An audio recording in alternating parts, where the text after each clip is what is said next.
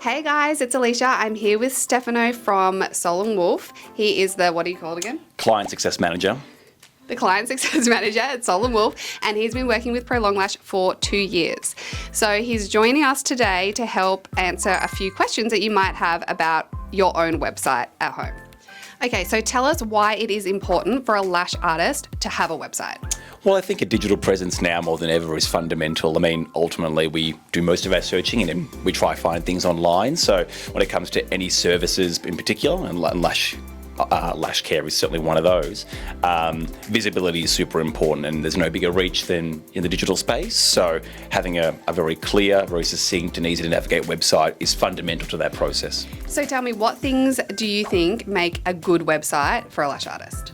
Look, I think, clear navigation, clear points of service, clear pricing, and certainly testimonials and case studies. I mean, ultimately, selling your service is very difficult. It's obviously very competitive as well in the space. So anything that you can do to make your particular service or offering as unique as possible, but easy to get a booking, easy to get an inquiry, and easy to understand the service, ultimately goes a long way. So many lash artists will use a professional booking system, and it would be great if that was integrated on their website, I presume. So what kind of things would they have to think about when implementing such a system? Well, I think ultimately ease of use and ease of booking is paramount. For a booking, for example, a tool that's very easy to use and potentially something that's very familiar. So one that comes to mind is a tool like Calendly, for example. It's very cheap to run, very easy to integrate for any solution, Shopify, SquareSpace, WooCommerce, and so forth. So familiarity is your best friend, and the opportunity to maybe just send something post-booking as well to remind the customer of the service that you're going to give them, where it's going to be given, the time, and again, your expertise in the space just makes them feel comfortable with their decision to have placed a booking in the first place. I notice on a lot of lash forums that lash artists use Wix and SquareSpace as one of the main websites for lash artists. So what do you know about those websites and whether they're a good fit for a lash artist? Well, the advantage of a solution like Wix or Squarespace is ultimately speed to market, and they're no-code solutions. So that means that anyone, any business owner who understands their own personal brand well can spin up a pretty high-performing website for a reasonable cost in a short amount of time. And when you're trying to make your name in the digital space and trying to offer those services, not having to design something from scratch is really, really valuable. And I think when it comes to platforms like Wix and a Squarespace, it lets you do that with a certain degree of efficiency and ease of use that gets you up and running until the day comes where you want to personalize something a little bit more perhaps, and then maybe move into a different platform like maybe like a Webflow or a Silver Stripe, or maybe if you're selling services, maybe a Shopify. But certainly for entering the space, they're both perfectly acceptable. If I had to choose one, I'd probably go Squarespace, but that's just a personal preference. Pro recommendation right there. Do you have any tips for people in getting their website out there and more accessible on Google? Absolutely. I mean, it comes down to two major buckets for us. It's SEO, or search engine optimization, which has become a bit of a buzzword in the industry, but there's certainly merit there. And that's basically producing unique and liked content across the website consistently that Google really rates and likes and gets a lot of readership, and over time that readership can compound and, in Google's eyes, make you a more credible source, which, if you're selling a particular service, is what you want. Then obviously there's the paid search route, so engaging Google ads, Facebook ads, social advertising as well. It's a paid exercise to get your messaging, your brand out there too. So you could think of it almost as short-term, long-term. Paid search is immediate result. Search engine optimization is the long-term game. Both are extremely valuable. I can't say which one is better or worse. They both complement one another in the space. So if you have a strategy and have the means to facilitate both, my strong recommendation is to do so. So there is a lot of lash information out there. There's a lot of blogs out on the internet about lashes, and lots of lash artists feel that it's not worth it to write a blog. There's already that much stuff out there on the internet. In terms of your website, do you think that writing a blog is important or beneficial for a website?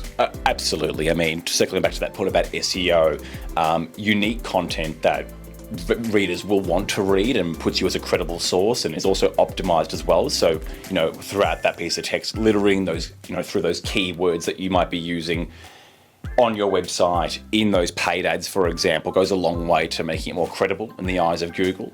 At the end of the day, it's certainly also a point of difference as well. While there might be thousands of articles about lash care and lash aftercare online, that's not a reason to not continue in that particular trend. At the end of the day, if it's your article that's being read and your article is consistently read and you have a level of readership, you're the one who's going to get that service or that booking. So just simply say it's not valuable because it's out there. I would argue it's extremely valuable, and the fact that it is out there is further proof of that. Yeah, good point. I also think that it's important to think about who your audience is. So if you are a lash artist and you're trying to get clients to do lashes on, you should be writing blogs targeted at that client, you know, so how you do lashes, maybe how you care for lashes, you know, how long lashes last, things like that. But if you're a lash trainer, then maybe you're wanting to write blogs about, you know, how to make a lash fan or the differences between different types of lashes, something like that.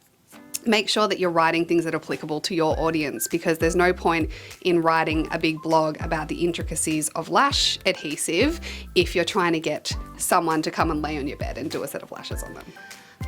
So something that could really benefit our resellers is talking about having an online store. Obviously, we have an online store. That's where you come into the Prolong Lash world. And how can someone get their products online and start reselling Prolong Lash or any other lash products that they're selling? Look, it's a great question, and you know, the e-commerce space is now more accessible than ever, which is really, really exciting for businesses of all sizes. Obviously, Prolong Lash is a Shopify Plus client as well, and you know, as a Shopify Plus partner, it's certainly a lot of work that we believe in and we love doing online.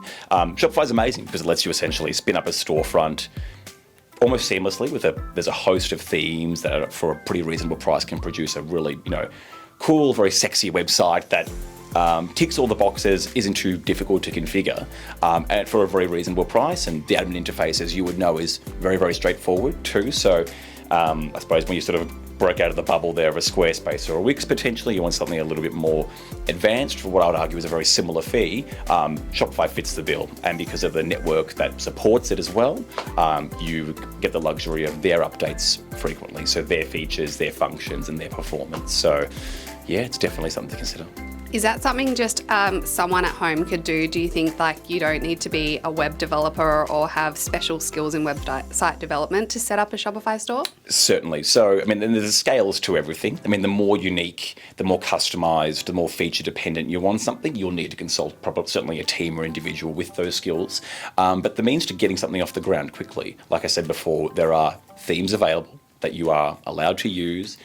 Some are free, some are purchased, and they, you know, will conform to modern, you know, best practice UX standards in the e-commerce space. So you have options there, just like on Wix or Squarespace or any of these tools. It's just about a bit of a time commitment.